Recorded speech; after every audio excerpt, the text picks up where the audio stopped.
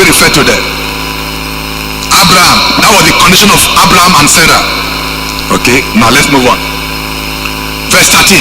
These all died in faith, not having received the promises, but having seen them afar off, were assured of them, embraced them, and confessed that they were strangers and pilgrims on the earth. According to the book of Hebrews, quoted above, all the Old Testament saints who came from Abraham's lineage, all of them did what? Died. They all died in faith. Because they are dead, they are all in the grave. This goes to reaffirm to us that no dead saint is in heaven. Can you see that? All of them died. That's what the book of Hebrews says.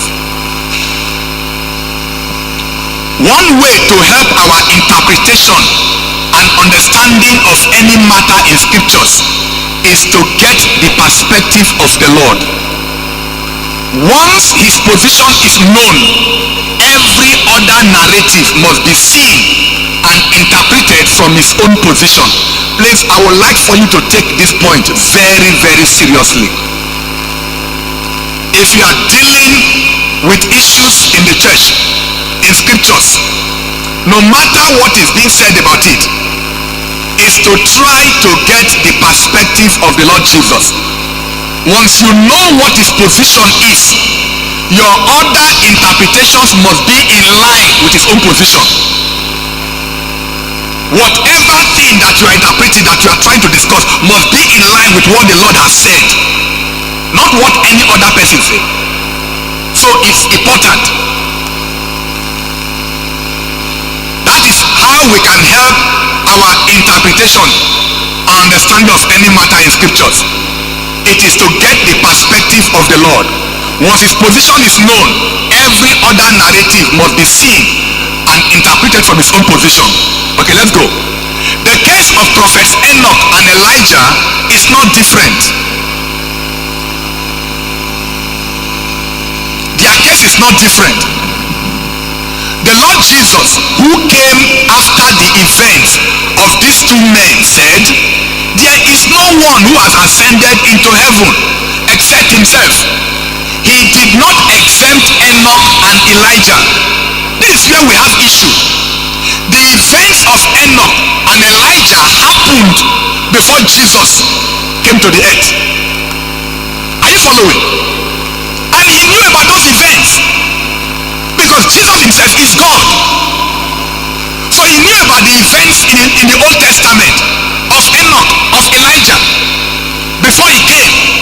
And when Jesus came to the earth, when he would speak concerning saints being in heaven, he said there is no one who has ascended to heaven apart from himself. Are you telling me that he was ignorant of Elijah and Enoch? Of course not. Then who is telling a lie? When Jesus could openly say no one has ascended into heaven, and he did not exempt Enoch and Elijah, I think that should clear the whole thing. That should clear the, unless we are not following Christ. Remember, a voice spoke from heaven that we should hear Christ. A voice spoke, say, hear him. This is the one you should hear. And he has told us that no one has ascended into heaven. And he was duly aware of the events of Prophet Enoch and Prophet Elijah.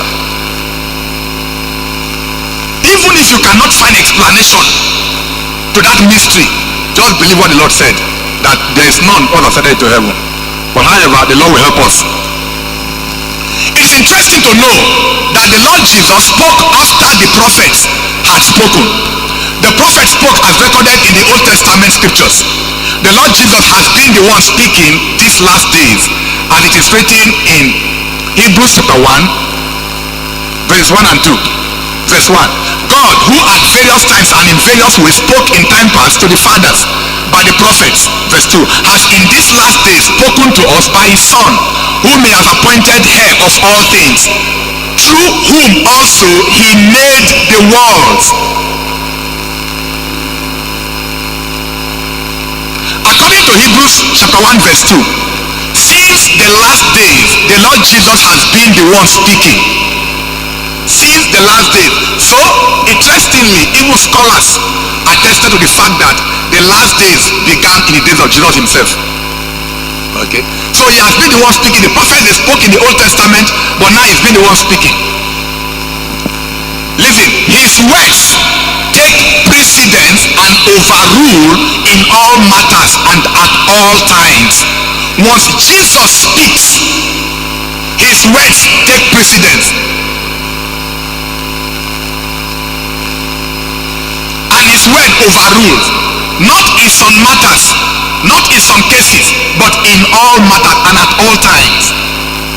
As regard any saint being in heaven, the Lord Jesus opened up in the Gospel of John, John 3 verse 13. No one has ascended to heaven but he who came down from heaven, that is the Son of Man who is in heaven. That's what the Lord said. He said no one has ascended. Using the lens of the Lord Jesus, we can now look into the cases of Enoch and Elijah. Can you see that? Well, you see, we are going to now look through the lens of Jesus. What's his lens? That no one has ascended into heaven, not one. So we want to stand on his position and use his lens to interpret. Old Testament scriptures must be seen and interpreted in the light of what the Lord Jesus said. Hence, we must see through his lens. We must see through his lens. Let us start with Enoch. Genesis chapter 5, from verse 21 to 21. Enoch lived 65 years and begot Methuselah. 22. After he begot Methuselah, Enoch walked with God 300 years and had sons and daughters. 23. So all the days of Enoch were 365 years. 24. And Enoch walked with God. Right? And he was not, for God took him. Where did God take him to? God took him. And to where? God took him. So we assumed God took him to be with him in heaven. Okay, let's go. Verse 24 says, and Enoch walked with God, and he was not, for God took him. To better understand this verse 24, we need to see how it is presented in the book of Hebrews. Let's go and see that similar verse in Hebrews. Hebrews 11 verse 5. By faith Enoch was translated that he should not see death,